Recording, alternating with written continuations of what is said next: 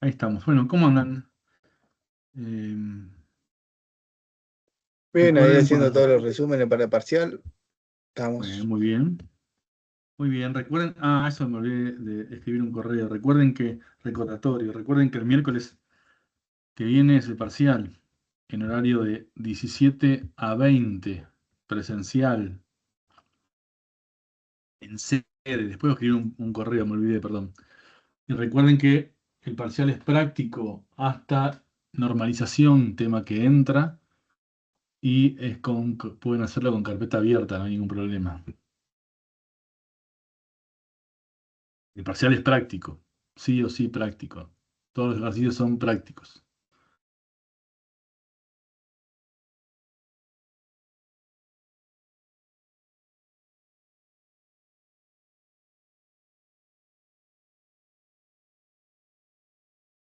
Bueno, dicho eso, o dicho esto, consultas, dudas, cuestiones, lo que sea. Ay, no. Buenas, ¿Cómo andas, tío? ¿Todo bien? todo tranquilo. Estamos, estamos acá, mitad de la materia, semana 8. ¿Está bien?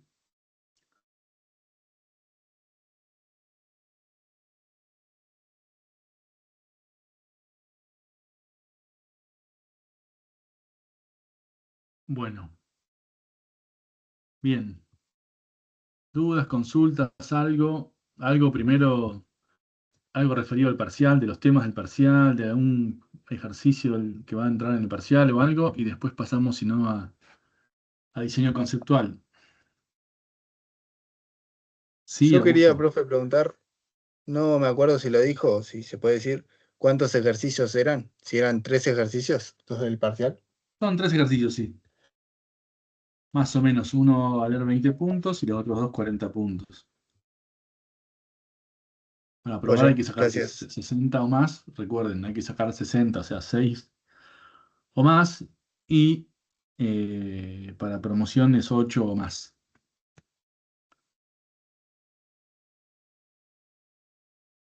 Profe, ¿y vamos a poder llevar la compu para hacer relax? Sí, por supuesto. Puedes dejar la compu para hacer relax y para consultar todo el material que tengan en su computadora.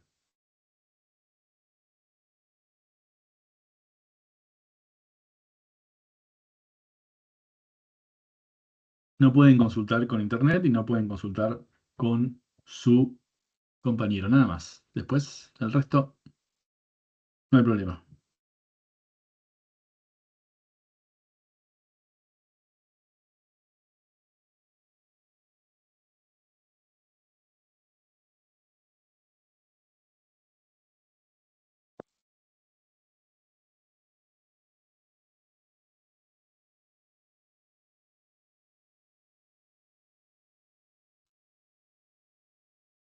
Bueno, ¿alguna duda, alguna consulta, algo? Además de las que me hicieron recién, otra o algo que quieran ver, que quieran trabajar, que quieran preguntar, lo que sea.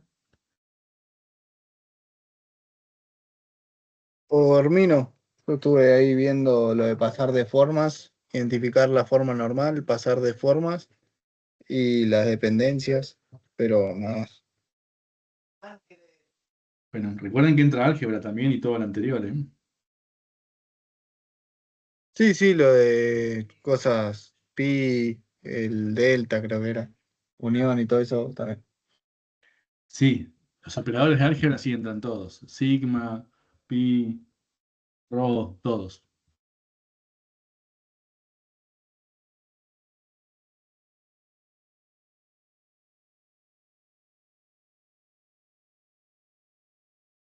Bueno, cualquier cosa me preguntan, me frenan, me dicen, me hablan, lo que sea, no hay ningún problema. Abran el micro y me consultan. Si no hay cuestiones para ver o lo que sea, yo sigo avanzando. ¿Vamos? Vale. Bueno, excelente. Entonces, ¿dónde estábamos? Acá. La clase pasada dijimos Después del diseño conceptual, lo que tenemos que trabajar es el diseño lógico. En el diseño conceptual, cuando construimos o cuando realizamos el diseño conceptual, construimos un esquema conceptual que básicamente lo que hace es capturar todos los requerimientos de datos, los requerimientos de almacenamiento de datos que vamos a tener de acuerdo a lo que estemos resolviendo, a la problemática que estemos resolviendo y demás, y los estructuramos de una forma entendible, legible, eh, fácilmente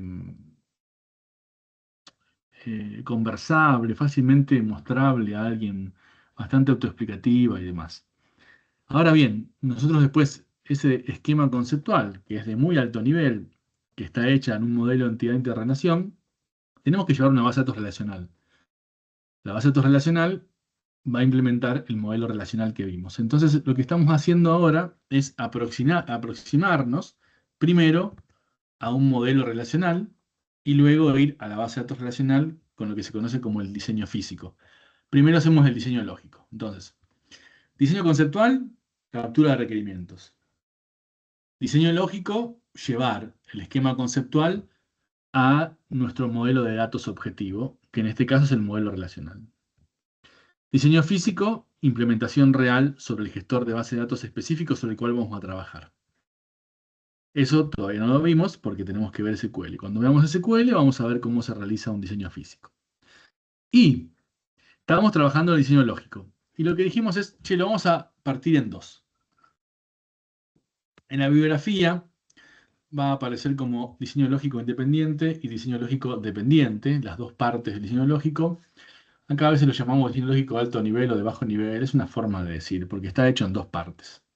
En una primera parte hacemos algunas transformaciones para que nuestro esquema conceptual se transforme en un lógico, quitando abstracciones que utilizamos que sabemos que en el modelo relacional no existen o no tenemos formas de transformarlo directamente, y lo dejamos listo y terminado para luego llevarlo al modelo relacional. ¿Está bien? Entonces, esta primera parte la dividimos en dos. Primero hacemos algunas transformaciones, luego tomamos algunas decisiones. Las decisiones en base al rendimiento en el diseño lógico que hacemos nosotros no es mucho, las dejamos más para el diseño físico. Y en esta materia vemos poquito de diseño físico, no vemos mucho de diseño físico realmente, no vemos la parte de performance y demás, porque tendríamos que ver optimización de consultas, almacenamiento, organización, estructura y organización, estructura de archivos. Deberíamos saber varios conceptos para entender lo que tiene que ver con diseño físico al detalle. Vamos a ver si vemos algo, si nos da el tiempo, pero no mucho. La clase pasada estuvimos trabajando acá. Dijimos, bueno, todas las abstracciones que utilizamos en el esquema conceptual para transmitir, para reflejar esos requerimientos y acordar con el usuario, con el interesado, eh, con los stakeholders, qué es lo que vamos a almacenar en nuestra base de datos y lo mostramos de qué forma lo vamos a almacenar en nuestra base de datos, en una forma de alto nivel. Sabemos que en el modelo relacional no existen, entonces los tenemos que transformar. ¿Qué transformaciones íbamos a hacer? Entonces dijimos varias. No estaban acá. Todas las abstracciones que utilizamos, que sabemos que no hay una correlación con el modelo relacional, las vamos a transformar primero para darle forma de lo que podemos en el modelo relacional. Todo lo que tiene que ver con atributos derivados, con atributos multivaluados, atributos compuestos, identificadores externos y las jerarquías de generalización. Todos estos conceptos que utilizamos, que son muy autoexplicativos y muy entendibles y demás, no hay una correlación en el modelo relacional, entonces los transformamos. Vimos que, por lo general, hay varias formas de transformarlos, ¿está bien? De acuerdo a que sean. Los multivaluados y los compuestos podíamos volverlos un único atributo monovaluado, o podíamos volverlo varios atributos independientes, o podíamos volverlo una nueva entidad e interrelacionarla. Hay varias formas de transformarlos. Con los derivados veíamos que, che, o lo almaceno y lo calculo cuando lo voy a almacenar porque sé que nunca cambia, o lo calculo cada vez que leo los datos porque esto continuamente está cambiando. Bueno, tenía que ver con ese tipo de cuestiones, decidir qué hacía con los atributos derivados o calculados.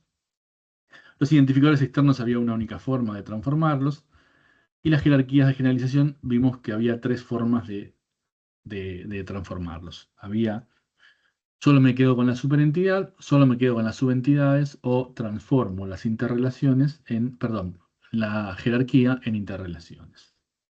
Eso es lo que vimos en la clase pasada. ¿Está bien?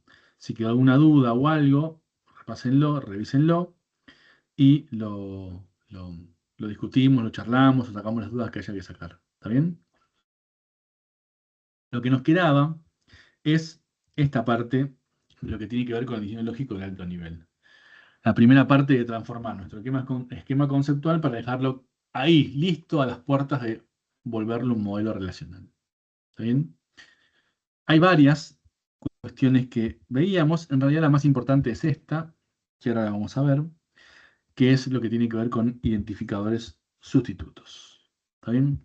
Las otras son importantes, pero no son tan cruciales y por lo general no siempre aplican. Estas sí, pero estas dos se ven influenciadas por esta. Ahora vamos a verlas. ¿Está bien? Entonces,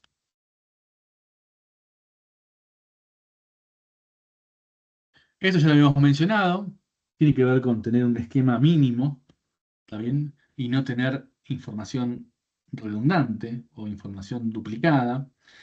Tiene que ver cuando yo encuentro un ciclo es que yo puedo ir de una entidad caminando a través de las interrelaciones y volver a la misma entidad por otro camino.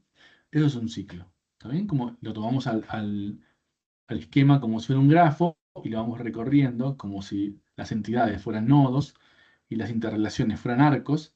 Y si encuentro un camino para ir y volver al mismo nodo sin repetir el camino, sin pisar los mismos arcos, es que hay un ciclo.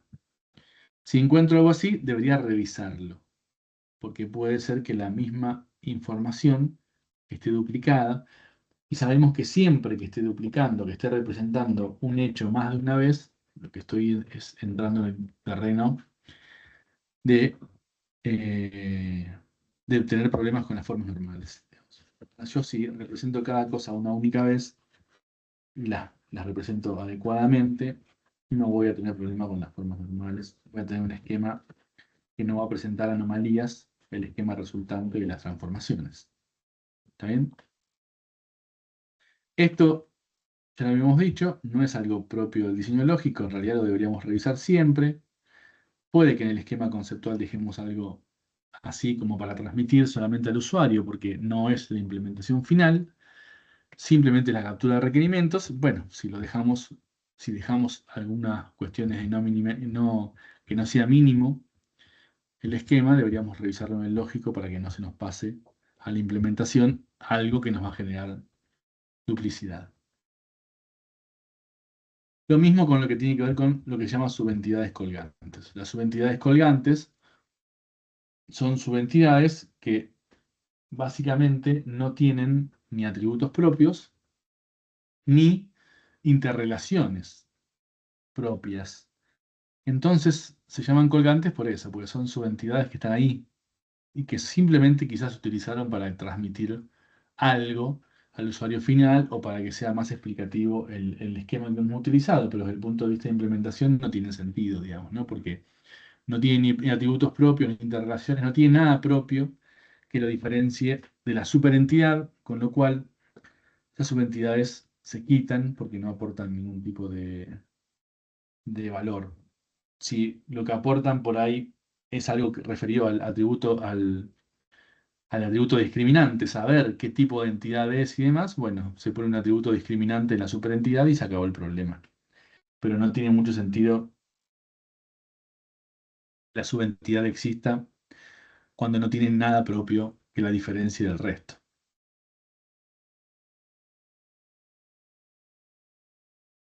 Y después, como nosotros sabemos que el modelo relacional también maneja el concepto de claves, que es un modelo o un concepto equivalente al concepto de identificadores del modelo entidad-interrelación, es un concepto equivalente. También sabemos que las relaciones del modelo relacional solo pueden tener una clave primaria, aunque pueden tener varias claves candidatas, solo pueden tener una clave primaria y el resto de las claves candidatas quedan como claves alternativas o secundarias. En esta etapa del diseño lo que deberíamos hacer justamente es elegir de todos los atributos identificadores que tiene una entidad, cuál va a ser el primario y cuál va a ser secundario o cuáles van a ser secundarios si es que la entidad tiene más de un atributo identificador. ¿Está bien? ¿Por qué? Porque cuando realicemos la transformación ya va a quedar derecho en aquel atributo que quedó como identificador primario, se va a transformar en clave primaria, y aquellos atributos identificadores que se transformaron en secundarios van a transformarse en claves alternativas o secundarias directamente. ¿Está bien? Muchos de las herramientas no tienen la forma de indicar atributos identificadores primarios y secundarios. En realidad, los primarios por lo general se identifican con la bolita completa negra y los secundarios con la bolita mitad negra, mitad blanca. Entonces, de esa forma uno puede distinguir cuáles son identificadores y cuáles son secundarios y primarios. ¿Está bien? Por lo general, eh, muchas herramientas no proveen esa característica que es bastante deseable y bastante interesante, pero bueno, eh, no hay muchas veces forma. Entonces nosotros lo que hacíamos muchas veces era ponerle, así como cuando la herramienta no tenía soporte para atributos derivados y hacíamos algo como esto, así, no sé, edad, en el nombre, en los identificadores primarios hacíamos cosas como esto, ¿no? No sé, documento. Entonces el resto de los identificadores que quedaba solamente con la bolita negra, sabíamos que eran secundarios y los que quedaban de esta forma sabían que éramos el primario, que puede haber un único identificador primario. ¿Ven? Si ven algún ejemplo que tiene esta forma, lo que está queriendo decir es, che, este es el atributo identificador primario, para diferenciarlo de los secundarios. Esto tiene que ver con eso, que como estamos yendo al modelo relacional y en el modelo relacional, si bien puedo tener muchas claves candidatas, solo puedo elegir una como clave primaria. Bueno, lo más natural es que el atributo identificador primario se transforme en clave primaria y los atributos identificadores secundarios se transformen en claves alternativas o secundarias. ¿Está bien? Lo mismo. Y ahora, este es el concepto más importante o más o nuevo o bastante diferenciador que trae esta etapa, digamos. Nosotros, durante la captura de requerimientos, ¿está bien? Hemos identificado las entidades, hemos identificado sus atributos, hemos identificado las interrelaciones entre esas entidades y hemos identificado cuáles atributos son identificadores o no. ¿Está bien? Vamos al típico ejemplo.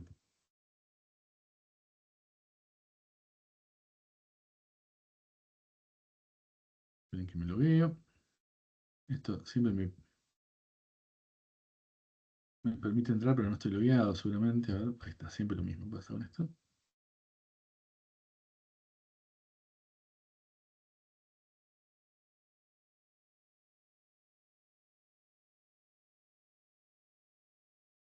No me acuerdo la clave. Ahí está.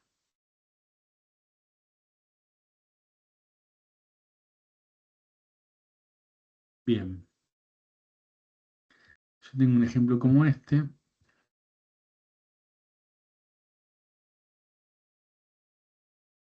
Vamos a tener, imaginemos que tengo dos atributos identificadores.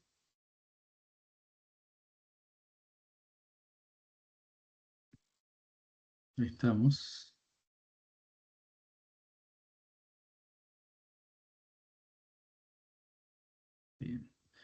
Este imaginamos que es el documento. Este imaginemos que es Quill. Es el nombre. Y este es el apellido.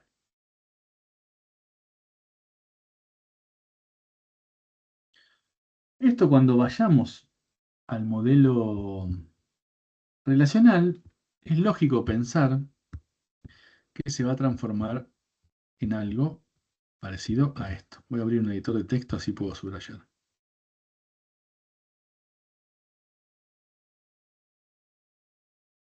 Es lógico pensar que se va a transformar en algo parecido a esto.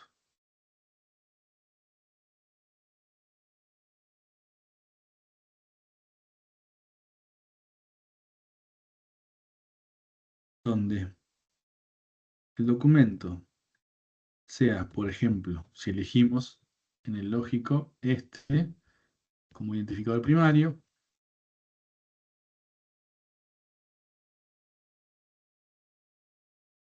y este como identificador secundario. Vamos a ponerle el subrayado correspondiente, trazo. Ahí. Esperen que deshabilito el corrector. Corrección ortográfica automática. No. Ahí está. ¿Está bien? Es lógico pensar que esto que nosotros encontramos en el diseño conceptual, después cuando fuimos a nuestro modelo de datos, se transforme en algo como esto. ¿Está bien? ¿Está más o menos claro o no? ¿Se ve o no? Sí. Sí, sí. Todavía no lo Sí, sí. vimos. Todavía no lo vimos, pero es lógico pensar que esto se transforme en esto. ¿Está bien? Ahora, también es lógico pensar que imaginemos que tenemos esto, ¿no? No importa qué es esto. Es algo. Auto, no me importa, no sé.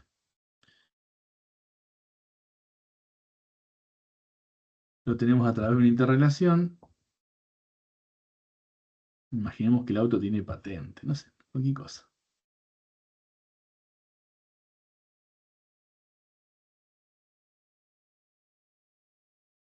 Acá tenemos algo así. Vamos a hacer que un auto, para hacerla fácil, puede tener un único dueño. Vamos a hacerlo simple. Y que una persona puede tener 0 a n autos. Vamos a hacerlo fácil. Esto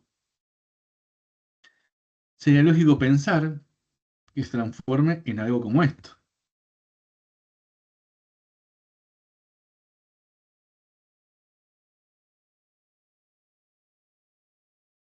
Esto sería la clave.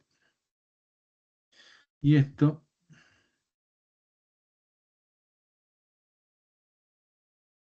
se Y eso sería transforma lo mismo en... que Quill. Sería lo mismo que el documento, ¿no? Sería una clave foránea al documento de persona, ¿no? La interrelación es un auto con una única persona. Una persona puede 0 a n autos. Entonces, de este lado, tenemos que el propietario es la persona. Acá esto sería el documento de la persona, ¿no? Eso después lo vamos a repasar de vuelta, pero más o menos se puede ver o no. Sí, sí. Pensé que Quill tenía puntitos, pero son rayas. Claro, tiene rayas porque es una clave secundaria. Este está sólido porque es la clave primaria. Podemos agrandarlo cualquier cosa, ¿ven? Ahí. Ahí se ve un poco mejor. ¿Está bien? Es Sí, lógico sí, pensar ahí que vamos. esto se transforme en algo como esto. ¿Está bien? Después lo vamos a revisar bien, a ver si están así o no. Ahora bien, si yo uso el documento como clave primaria, obviamente que las claves foráneas van a tener el documento de la persona. ¿Está bien? ¿Sí? Esta tabla, perdón, esta relación va a tener tuplas de la forma, ¿no? 27, 0, 24, 277, este es mi 20, 27, 0, 24, 277, 5.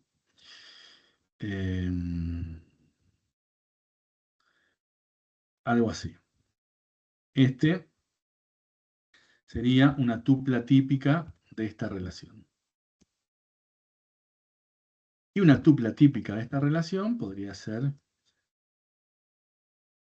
patente, no sé, DTB 464 y el propietario es 27.024.277. ¿Estamos bien ahí? Sí. ¿Sí? No, ¿Cómo? ¿Sí? ¿Se entiende o no? sí, sí. Bien. Ahora bien, yo elegí esto como clave. Es un atributo de la persona. Y ese atributo no está mal elegido, porque es un atributo que cada persona tiene un valor distinto, lo que dijimos, y es una clave candidata y como atributo implica todo el resto de los atributos, con lo cual está bien elegido. ¿Qué pasa? Usar un atributo de la entidad como clave tiene un costo. ¿Por qué tiene un costo? Porque nosotros sabemos que tenemos que mantener la integridad referencial y todas las claves foráneas están referenciando a la clave primaria. Entonces, imaginemos que esta persona se equivocó, dijimos, ¿no? Y cargó mal mi documento. Porque es ser humano, es un humano, así que, como todo humano, se puede equivocar. Ahora después, descubrimos que se equivocó. Entonces, tenemos que venir acá y corregir el dato porque estaba mal escrito, porque la persona se equivocó. Es un ser humano. Nosotros vimos que no podemos soportar esto porque sería una violación a la integridad referencial. No puede haber una clave foránea referenciando a una clave primaria que no existe.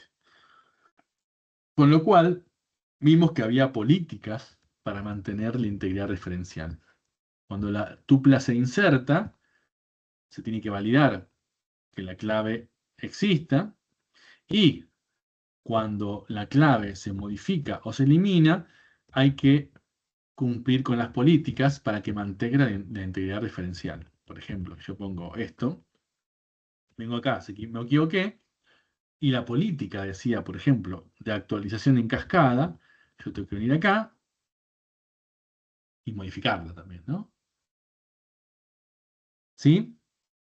¿Estamos hasta ahí con lo que estoy diciendo? Sí. Bien. Ahora, ¿qué pasa? Eso no es gratis. Eso obviamente tiene un costo. El costo puede ser muy barato o puede ser muy caro. En una base de datos que tiene miles de tuplas, el costo es muy barato. En una base de datos que tiene millones o miles de millones o cientos de millones o billones de filas, el costo es alto. No es barato, digamos. El costo de mantener la integridad referencial no es barato. ¿Está bien? E incluso hay otros costos asociados a las claves de las cosas. Imaginemos la del auto, ¿no?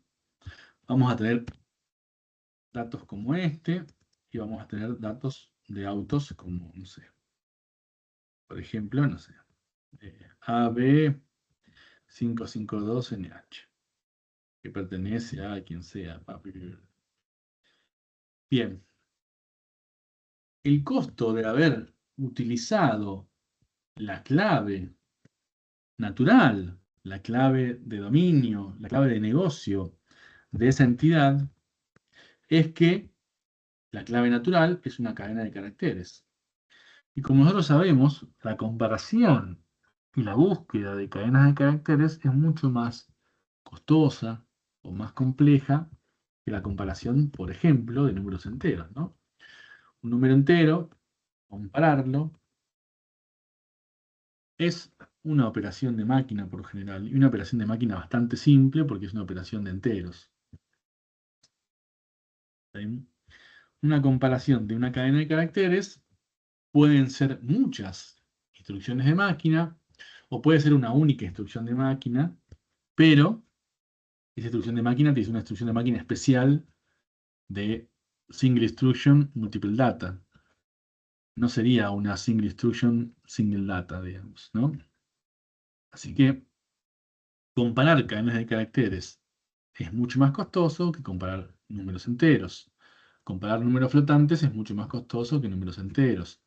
Tener una clave compuesta requiere que yo compare dos o más atributos o columnas para saber si hay una igualdad o no.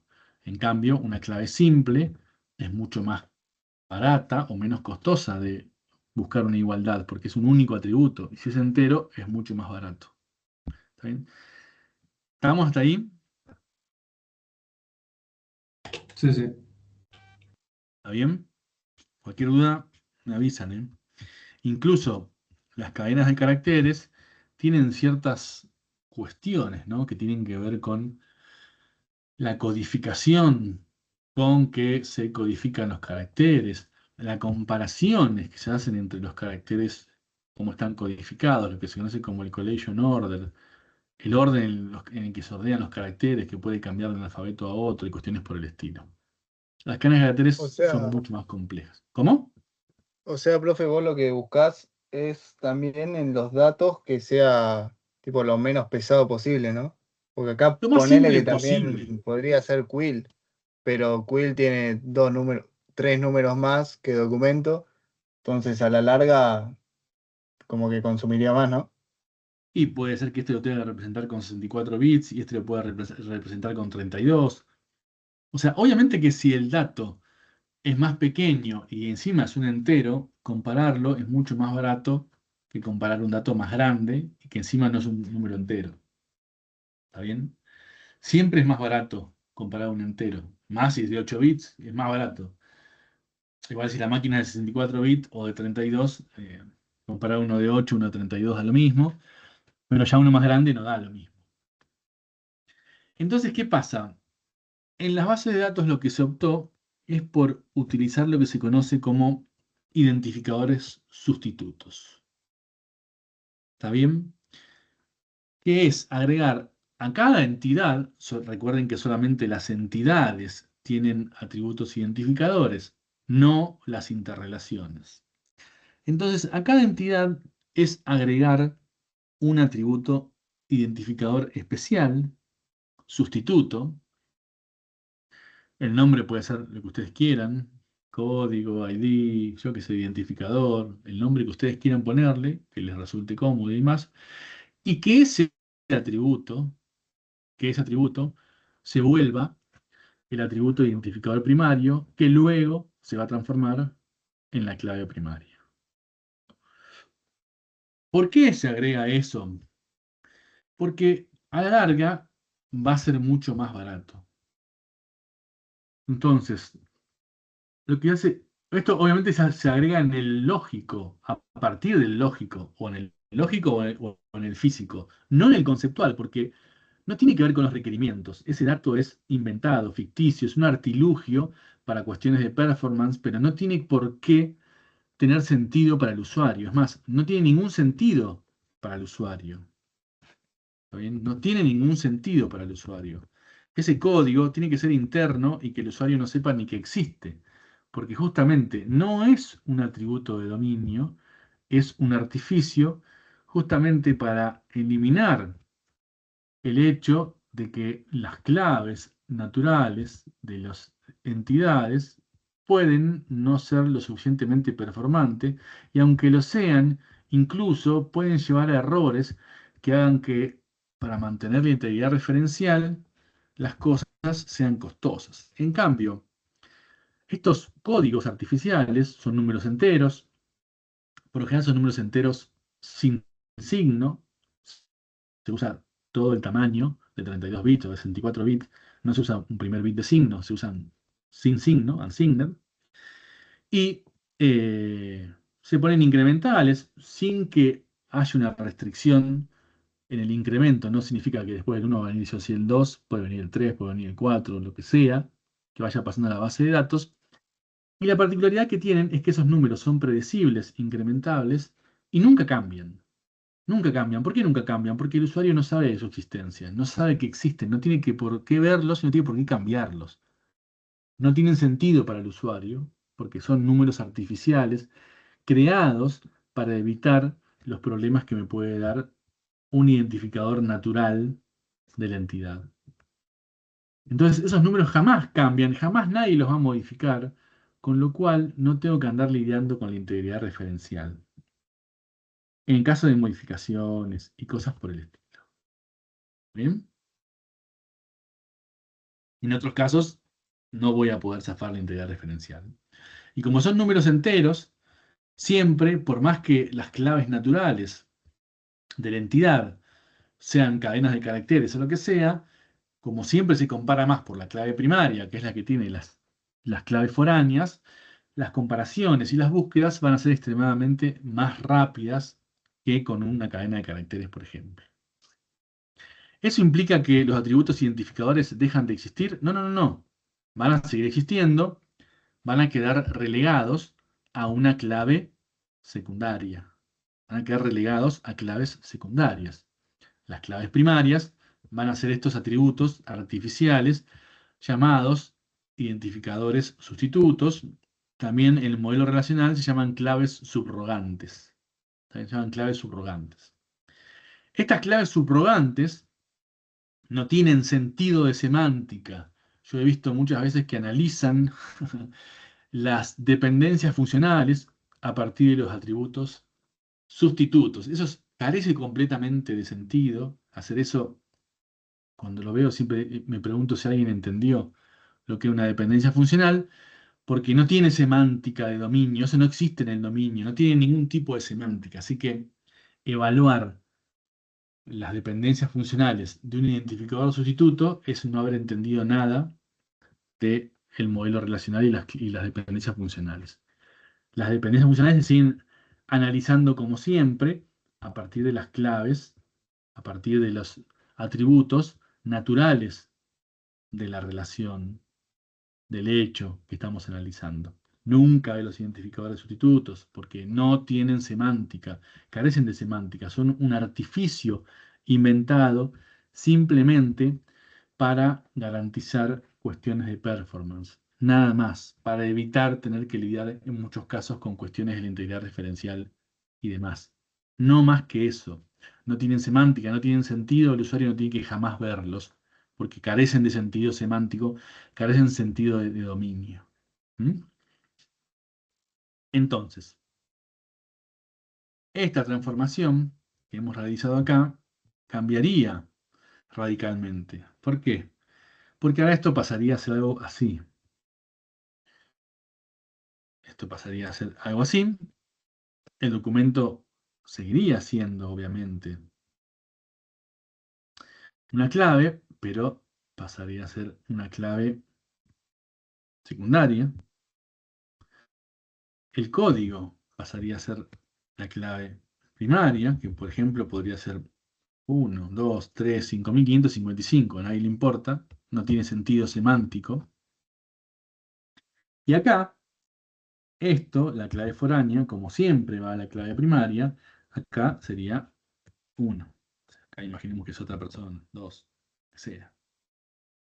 Entonces, yo me independizo del tamaño de las claves naturales de la entidad, me independizo del tipo de dato de las claves naturales de la entidad, y todas las claves y las claves foráneas pasan a ser siempre claves simples, simples y pequeñas y numéricas. ¿Está bien? Sí carecen de sentido estos datos, digamos, desde el punto de vista semántico. Yo ahora veo el propietario acá en la tupla del auto y no puedo saber quién es. Sí o sí tengo que ir a buscar la clave primaria y obtener la tupla. Por ahí, con la otra clave, yo podría ver un documento que tenía sentido. Igual tampoco me brinda toda la información, pero bueno, ahora ya eso se perdió, ¿no? Los datos tienen claves que son subrogadas. No tienen sentido semántico, solo tienen sentido para cuestiones de performance. Nada más.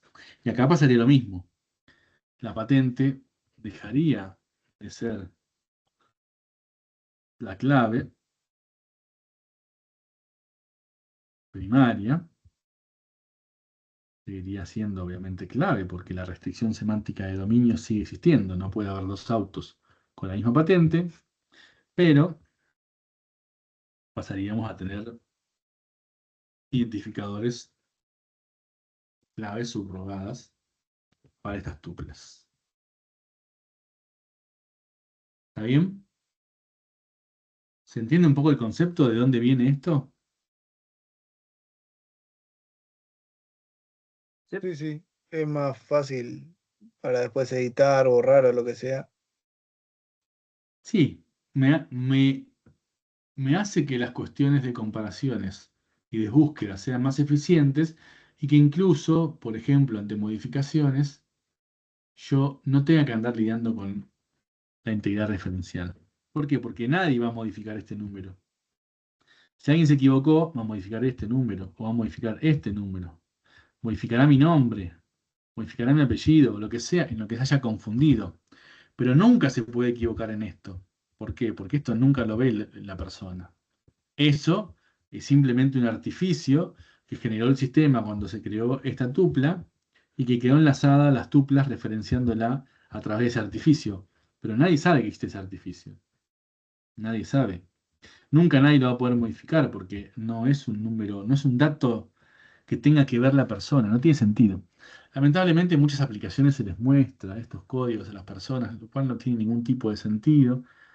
De vuelta, a veces parece que nadie hubiera entendido nada de este tipo de cosas y le muestran este tipo de artificios a la persona. Eh, bueno, no debería Profe, suceder eso. Sí, y como se supone que es clave, va a haber un código por fila, ¿no? exacto, sí, sí. Cada tupla va a tener un código distinto. O sea, cada tupla con un código. La misma cantidad de tuplas, la misma cantidad de códigos. Sí y no, pero no necesariamente son correlativos los códigos, ¿eh?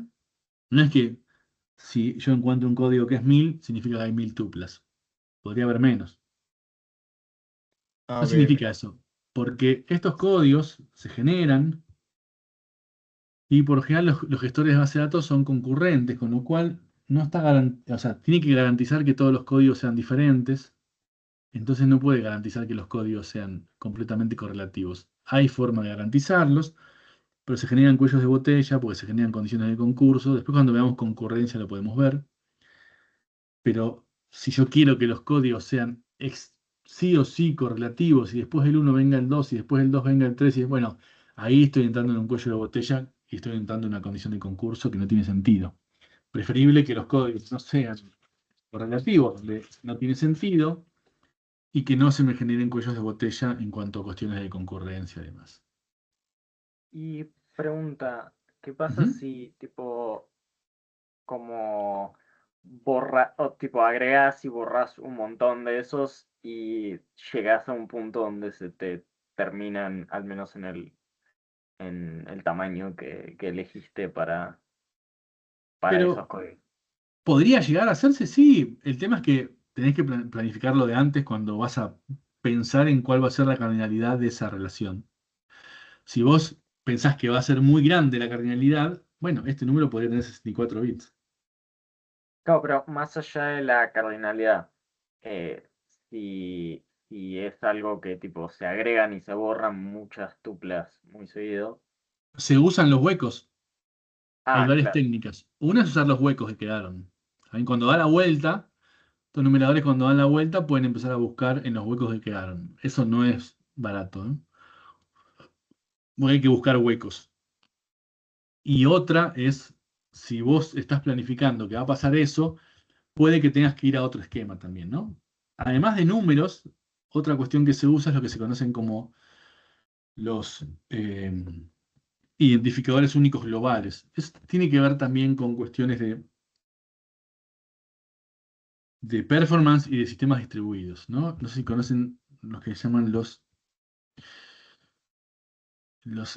GID. Esto. No, estos eran de Windows. Esto es UUID. Esto es. ¿Saben? Los Universal Unique Identifier son de 128 bits. ¿Saben? Ya fíjense que nos fuimos de 32 a 128. Esto lo que te garantiza es que todos los códigos que vos generes, por más que los generadores estén distribuidos, sean únicos. ¿Ven?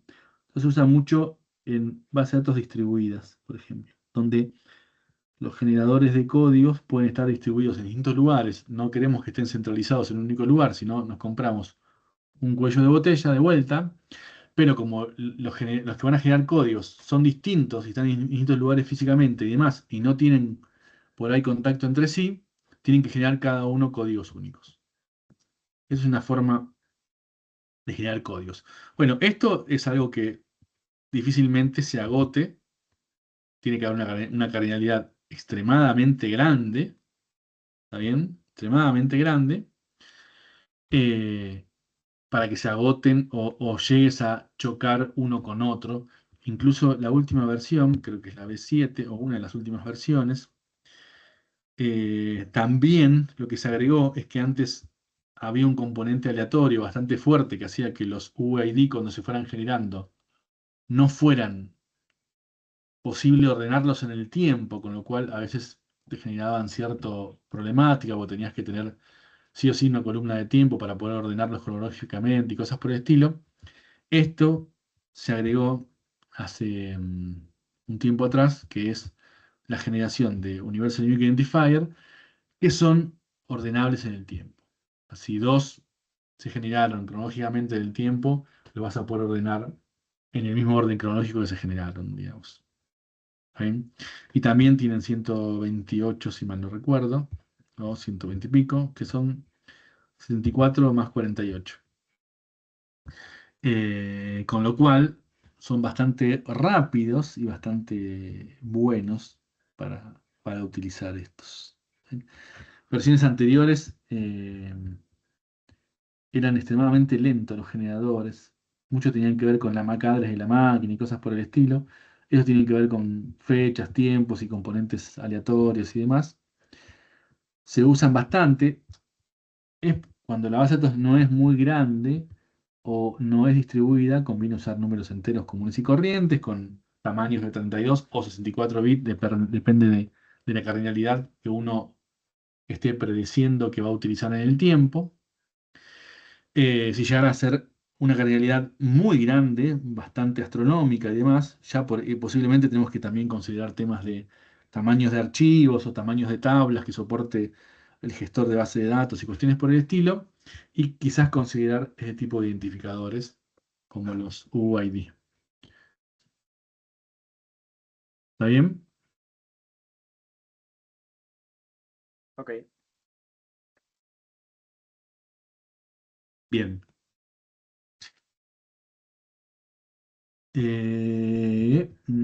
Ya me perdí. Bien. Vamos acá. ¿Está bien? Esto es lo que se hace. ¿Está bien?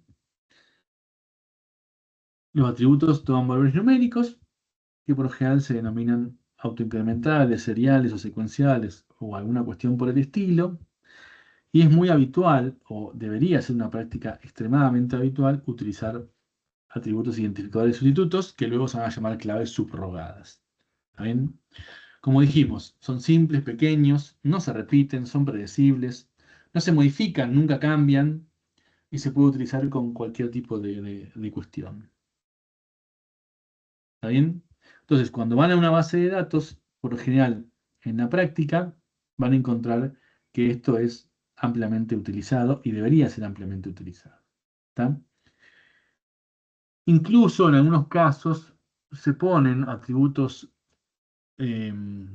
identificadores, sustitutos o claves subrogadas en las relaciones del modelo relacional que representan a interrelaciones. Eso carece de sentido desde el punto de vista semántico, porque esas relaciones no se referencian jamás, pero puede que tenga sentido desde el punto de vista físico, de acuerdo a la organización física de los datos. Después, si llegamos a ver un poco de organización física de los datos, podemos charlar sobre el tema. Pero en algunas cuestiones, en algunos casos, puede tener algún tipo de sentido. ¿Está bien? Entonces, si bien en el modelo conceptual nosotros terminamos con algo como esto, ¿no? Con una entidad que posiblemente tuviera varios atributos identificadores, recuerden que como mínimo tiene que tener un atributo identificador. Naturalmente deberíamos elegir uno como primario y el resto quedar como secundario. Bueno, cuando usamos atributos identificadores sustitutos, ese atributo agregado artificialmente es el identificador primario, que luego se va a transformar en la clave primaria, y el resto de los atributos identificadores van a quedar como secundarios. Siguen siendo atributos identificadores. Se van a transformar en claves candidatas que se van a transformar en claves alternativas o secundarias. La restricción de dominio sigue estando. O sea, no puede haber dos empleados con el mismo legajo, no puede haber dos empleados con el mismo documento.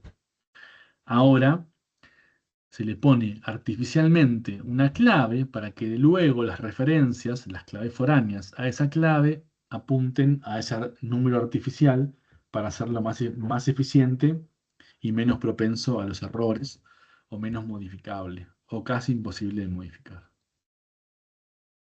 ¿Está bien? Sí, sí. Bueno. Acá hay unos ejemplos. ¿Está bien? La idea es, ¿cómo sería o cómo quedaría esto luego de aplicar o de realizar esta etapa del diseño lógico de las transformaciones? ¿Está bien? Fíjense que este es un esquema conceptual, es el resultado de un diseño conceptual. Nos damos cuenta porque hay abstracciones que se utilizaron como generalizaciones, atributos calculados, atributos compuestos, ¿está bien? Que en el esquema lógico no deberían estar presentes porque sabemos que en el modelo relacional no existen, con lo cual lo que podemos hacer es aplicarle las transformaciones. ¿Está bien? Entonces, ¿cómo podría ser esto? Venir acá. Fíjense, acá teníamos la herramienta para... tenía para llevar al modelo lógico. Ahí. Save and convert. Este utiliza una representación de este estilo. Fíjense que la relación quedó con código y patente. Está malísima la transformación porque le puso las dos como clave primaria. Es imposible que haya dos claves primarias. Es una clave primaria y la otra debería ser secundaria. Así que está mal eso, pero bueno. Esto no puede ser clave primaria. Esto es clave alternativa o secundaria. Se pone de esa forma. No como clave primaria. Pero bueno, tiene sus limitaciones la herramienta. Y ahí quedaría la otra. Fíjense que le puse a todos clave primaria, bueno, no importa. Tiene Hace lo que puede. sí, tiene sus limitaciones. Acá también el SQL que trae, bueno, tiene sus limitaciones, está mal. No puede haber dos claves primarias. Es más, acá hay tres claves primarias. Documento, quill y código. Bueno, no, obviamente que no. Pero bueno, ¿No tiene te deja cambiar ahí? Puede ser que sí, que me lo deje editar. ¿En secundaria? Acá, esto Esto es así. Unique. Esto debería Por ahí ser. te la toma como una clave compuesta. No es una clave compuesta. Si es una clave compuesta, esto se representa de esta forma, sí. Después vamos a ver SQL. Si es una clave compuesta, se pone así. No sé, documento. Si imaginemos que es documento más quill, esto es una clave compuesta. Esto no es una clave compuesta. Son muchas Ah, claves simples, cosa que no está permitido, digamos, ¿no? Entonces así. Ahí sí. Esto sí está bien. ¿Está bien?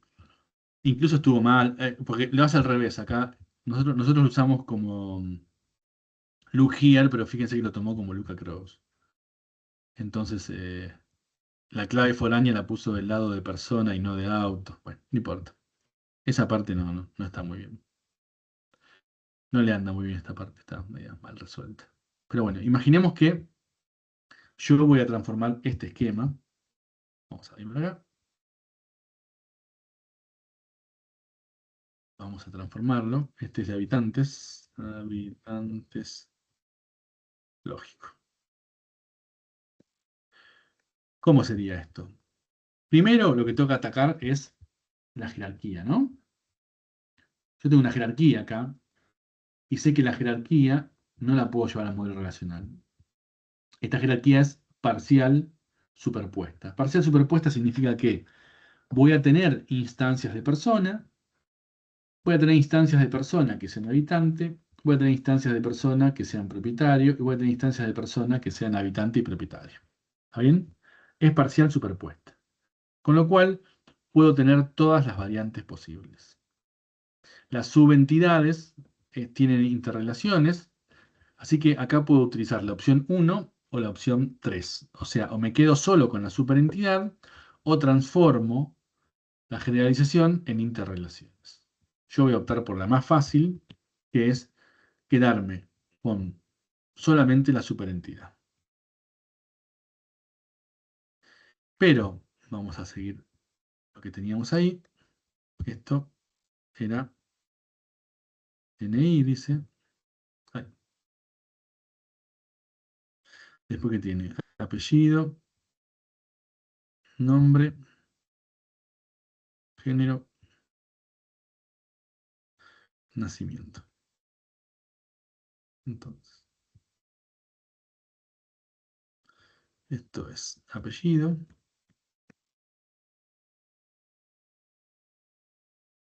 Vamos a hacer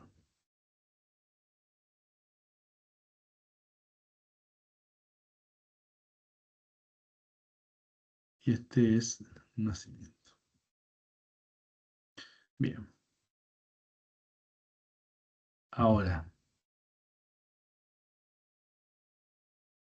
como yo me voy a quedar solamente con la superentidad, lo que voy a poner es un atributo discriminante. ¿Está bien? Tengo que tener un atributo que me permita saber si es habitante o es propietario. O es una persona que no es ni habitante ni propietario. O es habitante y propietario. Bueno, una cosa que podría hacer es utilizar dos atributos identificadores. Dos atributos, perdón, discriminantes. Voy a ponerle dos.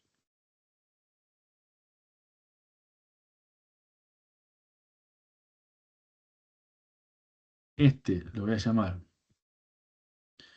es habitante y este lo voy a llamar es propietario. ¿Está bien? Entonces podría tener ambos en false, con lo cual es una persona que no es ni habitante ni propietario. Es habitante en true, o sea, es una persona y es habitante. Es propietario en true, es una persona y es propietario. Y ambos en true es una persona que es habitante y propietario. ¿Está bien? ¿Sí? Esto lo agregué por la transformación de la generalización. ¿Se entiende? Ajá. Bien, la edad, atributo calculado. ¿Qué hago con la edad? Bueno, la edad es un atributo calculado que es muy simple de calcular, extremadamente simple, es una pequeña resta. Ya lo podemos calcular, con lo cual lo voy a sacar indicando que lo vamos a calcular cada vez que le damos los datos. Después veré si lo puedo hacer con la base de datos o lo puedo hacer con el programa. De alguna forma lo voy a implementar. ¿Tá? Las bases de datos lo pueden implementar de una forma fácil. Hay varias formas de implementarlo. Después, cuando veamos SQL, vamos a ver varias formas de implementar atributos calculados. No es para nada complejo. Incluso hasta en bases de datos viejas se puede implementar tranquilamente. ¿Está bien? ¿Qué más? Dijimos que vamos a utilizar atributos identificadores sustitutos, con lo cual voy a agregar un nuevo atributo y le voy a poner algún nombre que se me ocurra, código, ID, identificador, el nombre que ustedes quieran, y ese va a pasar a ser mi atributo identificador primario. Bien, ya esta parte de arriba está. Vamos con la parte de abajo. Vivienda. Pumba. Esto va a ser vivienda. ¿Qué tiene vivienda? Tiene supuestamente la nomenclatura, los metros cuadrados, y tiene un atributo compuesto. Los atributos compuestos los tengo que transformar. No existen en el modelo relacional. ¿Cómo podía transformarlos? En un único atributo, en tres atributos sueltos, barrio, calle, número, o en una entidad interrelacionada. Yo ahora voy a optar por tres atributos sueltos. Y además le voy a agregar el sustituto.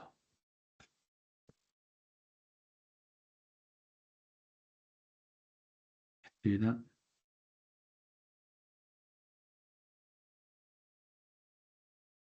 Este era metros cuadrados. Este va a ser barrio.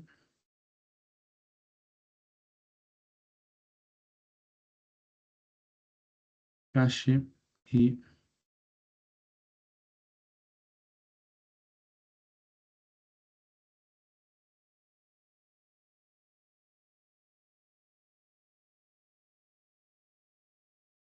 bien. Perfecto. Ahí nos quedó la entidad vivienda. Transformamos el atributo compuesto. ¿Qué me quedan? Las interrelaciones. Perfecto. Esta es vive en. Ay. Esta es posee. Voy a guardar por las dudas. Entonces, por el momento se me va a colgar. Y después tenemos hacia acá, hacia acá. Esta que tenía, 0n, 0n. Perfecto. Ahora, estas sí que me cambiaron. Esta y esta. ¿Por qué me cambió? Porque esta era 0,1 y esta era 1n. Un habitante vive en 0 o una vivienda. Igual si es habitante debería ser 1 a 1, pero bueno, discutible. Esto podría quedar igual. Pero esta sí que tiene que cambiar. ¿Por qué? Porque el propietario tiene que tener una n viviendas. Ese 1 ya no va más, porque ahora es de persona. Y la persona puede no ser propietario. Con lo cual, la cardinalidad tiene que ser de 0 a n. Acá también. Para mí, en habitante era 1 a 1, para mí. Y ahora debería ser 0 a 1. Porque si es habitante es porque habita, sí o sí. Si no, no es habitante, está en persona. En cambio, ahora toda persona podría no ser habitante, con lo cual es 0 a 1. ¿Está bien? Más o menos, ahí quedó el mismo esquema, pero hecho en el lógico. ¿Sí? ¿Se entiende? Sí, sí. Ajá. Fíjese que lo que hicimos fue quitar las abstracciones para que luego lo transformemos al relacional de una forma fácil. ¿Por qué? Porque el relacional vamos a transformar cada entidad en una relación y después las interrelaciones, de acuerdo a su cardinalidad, las vamos a transformar en una clave foránea o en una relación con claves foráneas. Ni más ni menos que eso. Es el paso antes de pasar al relacional. ¿Podríamos pasar de este al relacional directamente? Sí. ¿Podríamos pasar de este al físico directamente? Sí. requiere cierto conocimiento y cierta habilidad y cierta costumbre. Si no tenemos el ejercicio hecho, nos cuesta un poco más, digamos, ¿no? Pero se puede hacer tranquilamente. ¿Está bien? Bien. ¿Vemos otro?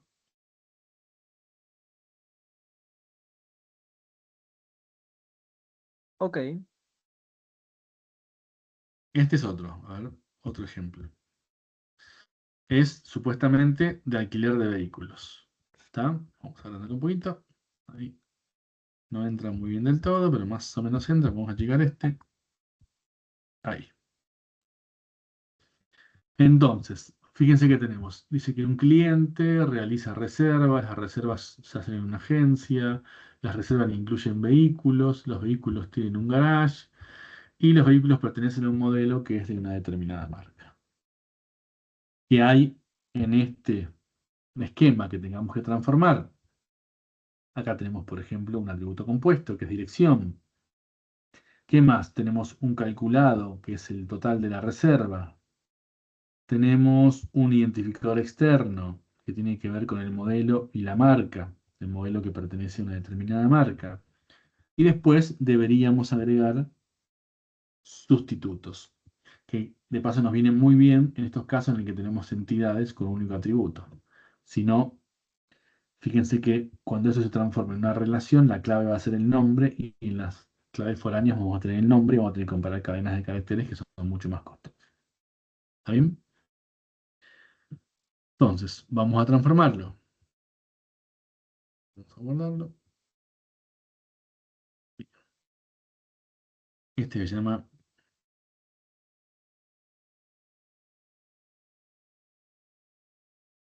bien. Entonces, empecemos.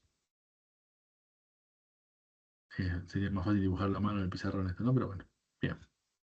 ¿Qué tenemos? El cliente, la reserva, el vehículo,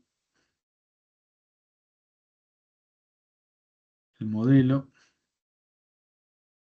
y la marca. Y la agencia. Y el garage. Ahora vemos el garage. Entonces, esto es. Vamos por ello. Dijimos cliente. Esto es reserva. Esto es agencia. Esto es vehículo.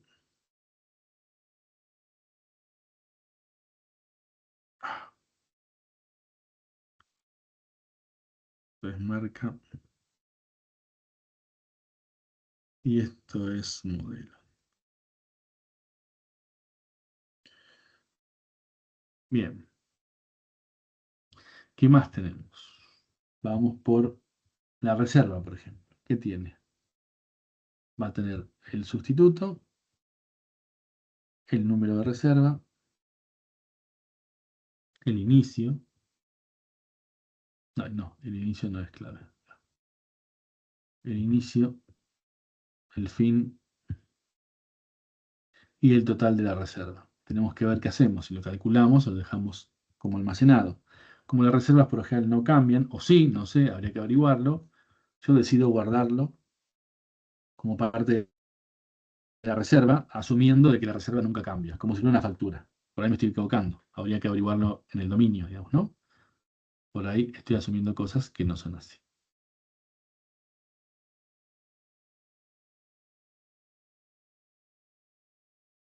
Entonces, la reserva quedaría así.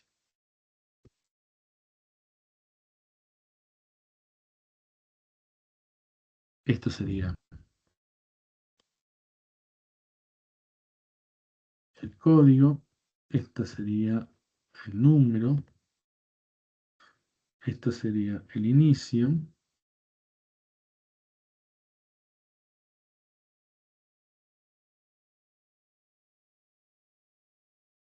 este sería el fin de la reserva y este sería el total, porque asumí que lo voy a almacenar y que nunca va a cambiar.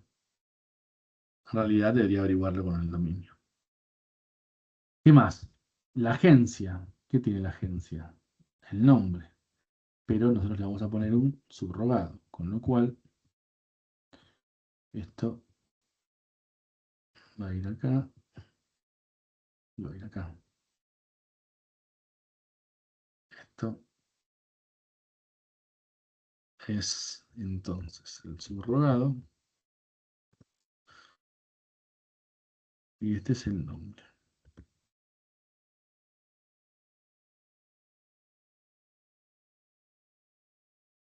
Bien, ¿qué más tenemos? El vehículo. Vamos con el vehículo, que está fácil.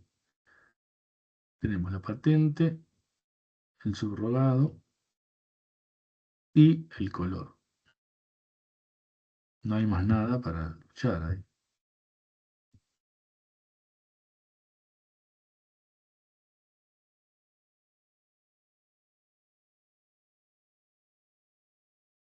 Entonces, este va a ser el subrogado. Esta va a ser la patente. Este último que está acá va a ser el color. Bien. ¿Qué más? Tiene un garage. Esto después lo vamos a ver, pero cuando transformamos al lógico, hay una posibilidad que se denomina fusión de entidades. Cuando tenemos entidades que tienen una interrelación uno a uno, se pueden fusionar, ¿está bien? En una única entidad. Y que en vez de tener una entidad garage con el número, podemos tener el atributo número o el atributo del garage en la misma entidad. Esto se llama fusión de entidades. Es Eso posible, porque mínimo tiene uno y máximo tiene uno, entonces sí o sí lo cumple, ¿no? exactamente, tiene que ser uno a uno. Si es uno a n o muchos a muchos, no se puede. En este caso es uno a uno, uno a uno. Entonces, da lo mismo tener una entidad con ese número y que después tenga que hacer una reunión, que traerme ese atributo y meterlo en vehículo directamente. ¿Está bien? Le agregas un campo que sea garage, por ejemplo, a la Exactamente, privada. exactamente. Eso es una fusión. Se puede hacer incluso, por lo general se hace por cuestiones de performance, ¿no? Me evito una reunión. Incluso se puede hacer lo mismo al revés. Eso se conoce como particionamiento vertical. Cuando tengo una entidad que tiene muchos atributos, muchísimos, por ejemplo, una entidad podría ya tener, no sé, 40 atributos, 50 atributos, una locura, muchos. ¿Qué pasa? Por lo general, la mayoría de los atributos de esos no se usan siempre. Hay atributos que se usan siempre y atributos que se usan ocasionalmente para una temática en particular, otros para otra temática en particular. Por ahí, no sé, tengo la persona. Y hay atributos que son generales de la persona, como el nombre, el apellido, que uso siempre. Y después tengo atributos como, no sé, el nivel de estudio, no sé, cuestiones por el estilo. Datos médicos, no sé, si es alérgico, no es alérgico, el grupo sanguíneo, no sé. Cuestiones que no son de uso frecuente, no son muy frecuentes su uso. Entonces lo que se hace justamente es al revés que la fusión. Es fragmentación vertical. Yo parto esa entidad en dos entidades y reparto, el vínculo va a ser uno a uno, igual que en este caso, y pongo los atributos de frecuente acceso en una entidad y de poco frecuente acceso en otra entidad. O incluso podrían ser en varias, no sé. Podría ser una con los datos médicos y otra con los datos, no sé, qué, de otra cosa, de estudios. Entonces, eso me va a resultar en varias relaciones. Yo accedo frecuentemente a esta relación en el 80% de los casos y prefiero hacer una reunión en el otro porcentaje de los casos porque es muy poco frecuentemente realizado, pero gano con lo que es muy frecuentemente realizado. ¿Ven? Esas son cuestiones de performance, no tienen que ver con la semántica de los datos, tienen que ver con buscar estrategias para leer o para minimizar los datos leídos frecuentemente y penalizar solamente lo que es poco frecuentemente realizado. Si lo pongo todo junto, estaría penalizando todo, porque lo que accedo frecuentemente me entra menos en la memoria y tengo que ir a buscar más al disco más seguido. ¿Tá? Así que se pueden hacer las dos. tanto fusionar como fragmentar. Pero tiene que ser un vínculo 1 a 1 para que eso sea posible. En un 1 a n o en un muchos a muchos no se puede. Después hay otras técnicas para cuestiones de performance que tienen que ver, por ejemplo, con lo que se conoce como desnormalización. La desnormalización es una técnica que es contraria justamente a la normalización y se hace por cuestiones de performance para romper la normalización en casos controlados y en casos que uno lo requiera eh, para mejorar la performance de acceso a los datos. ¿Está bien? Pero bueno, esto se puede hacer. Fusión o por el contrario al revés, fragmentación. No en el conceptual, porque por el conceptual de vuelta, yo estoy capturando requerimientos, esto se lo tengo que mostrar a las personas, al usuario, al interesado, al stakeholder, a quien sea, y lo tiene que entender, lo tiene que poder comprender, estar de acuerdo, validar, interactuar con nosotros. El lógico no. Yo si esto después lo fusioné y lo guardé en la base de datos como una relación o como dos relaciones o como 20 relaciones, al usuario final no le interesa ni tiene por qué interesarle. Las decisiones de performance son técnicas, no tienen que ver con los intereses del usuario, los intereses del interesado.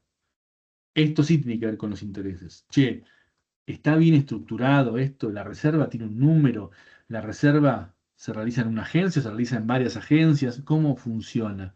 El cliente puede tener varias reservas, ¿no?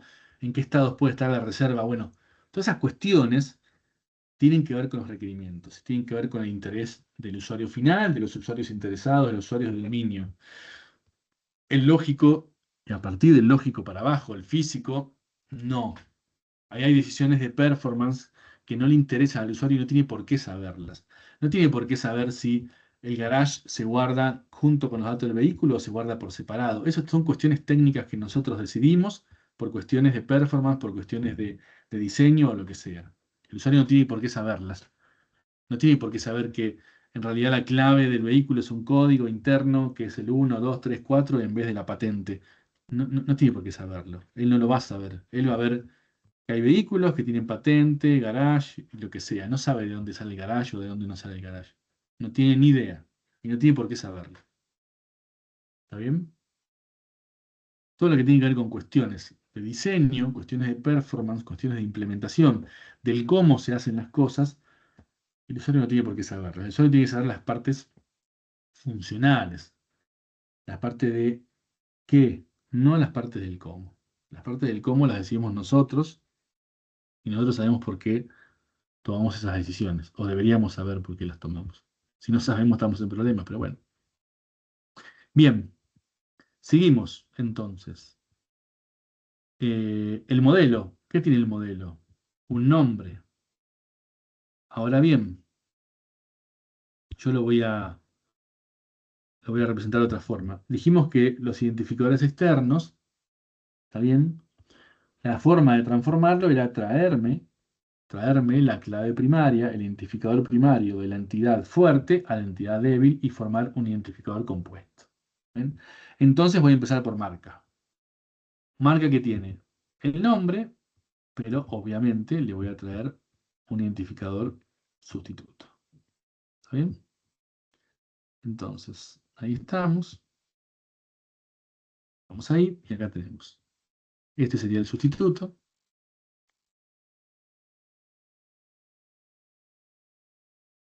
Y este sería el original, el natural, que era nombre. Perfecto. Y en este caso, ¿qué tiene este? Lo que va a tener es un atributo identificador compuesto. Acá en el caso de esta herramienta no soporta los identificadores compuestos, ¿está bien? Así que le voy a poner acá. Le voy a poner ese identificador para que se vea. Y va a estar formado por el nombre y el subrogado de marca. Entonces, acá va a estar el nombre, el modelo y el subrogado. Ay, salite, se colgó. Bueno, ya cuando teníamos muchos clics se colgaba. Vamos a salir y entrar de vuelta. el alquiler lógico acá. Este era la marca. Este, recuerden, es un identificador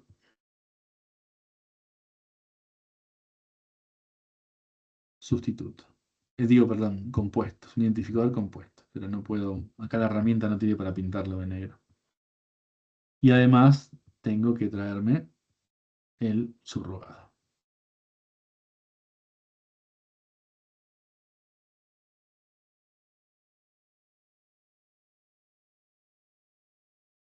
Ahí quedó. Ahí transformé el. ¿Se colgó de vuelta? Ya cuando tienes muchas cosas en la pantalla se empieza a colgar. Ahí transformé el identificador externo acá y le agregué el subrogado. Bueno, se me piantó de vuelta.